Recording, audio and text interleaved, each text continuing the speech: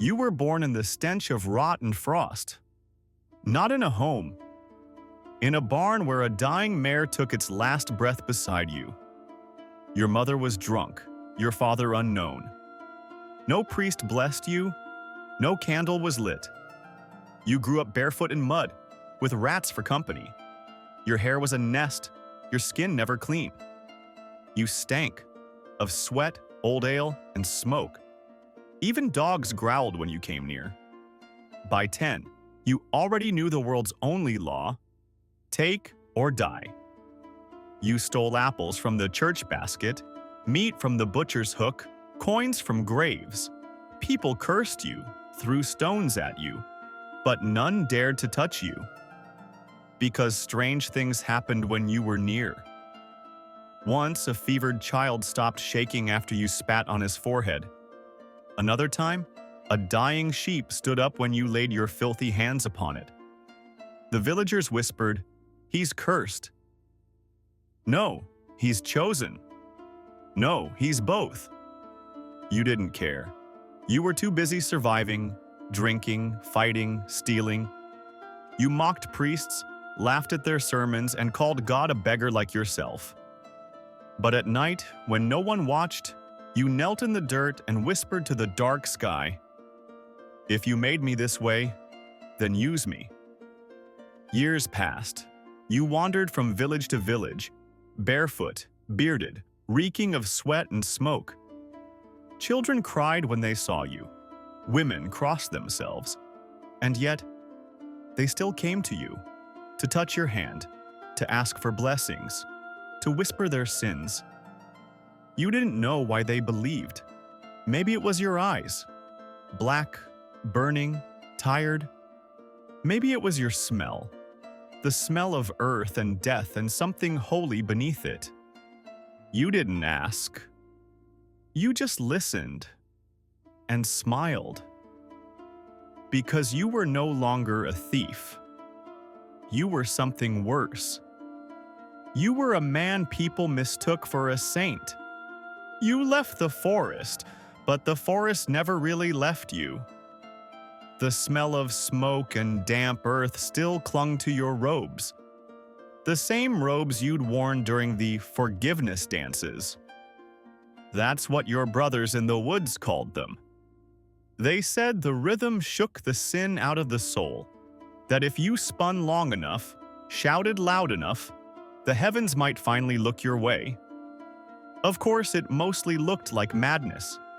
Half-naked men and women stomping in circles covered in ash, calling it faith. And you? You loved it.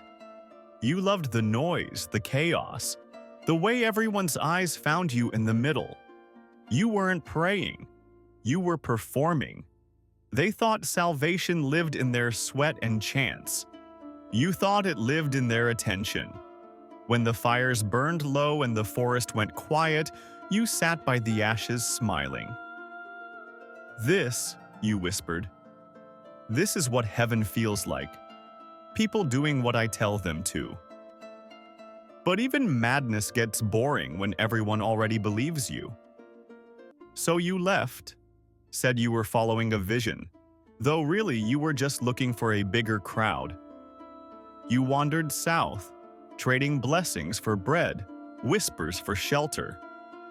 You cured a farmer's cow with dirty hands and claimed it was divine power. You scared a thief into confessing by staring too long. A week later, rumors said the mud saint could see through souls. Then came winter, and the riders. 4 men in royal blue, smelling like horses in fear. They said the queen's child was dying, that she dreamed of a man covered in dirt who could save him. You didn't laugh. Dreams were good business.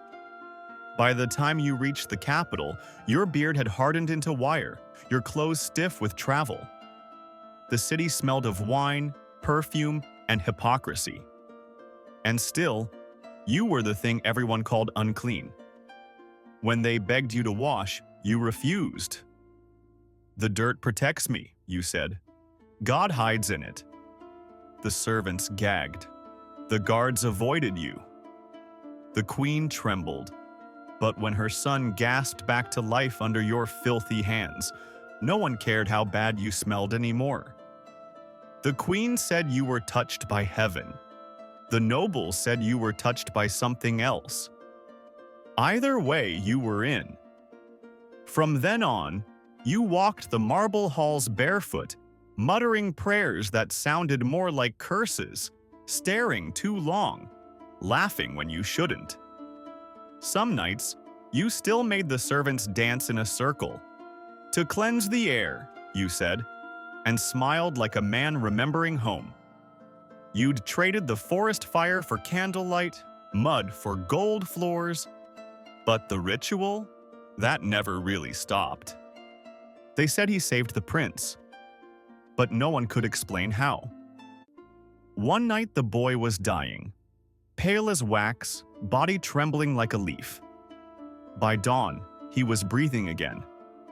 And there, at the edge of the bed, sat him, the man who reeked of earth and smoke, smiling like he'd just tricked death into shaking his hand. From that moment, the queen would not let him leave the palace. She called him Holy One. The nobles called him other things. None of them dared say it too loud. He walked through the marble corridors barefoot, robes dragging, eyes gleaming like he could see sins crawling under people's skin. Ministers bowed lower than priests, and the guards flinched when he passed. When he spoke, people listened. When he laughed, people prayed it wasn't about them. And the queen, oh, the queen. She said he was guided by divine light, though some swore that light flickered strangely whenever she was near. Servants whispered about long talks behind closed doors, voices too soft for prayer, too long for confession. Of course, no one really believed the rumors. Not officially, anyway. But in the kitchens, in the stables, behind the heavy doors, the palace was alive with murmurs. The holy man visits her chambers too often. Perhaps he blesses her personally. Perhaps that's why she smiles now. And he, oh, he loved it. The gossip, the fear, the awe. It all tasted sweeter than wine. He played the part perfectly, a martyr wrapped in rags, preaching about humility while feasting like a lord.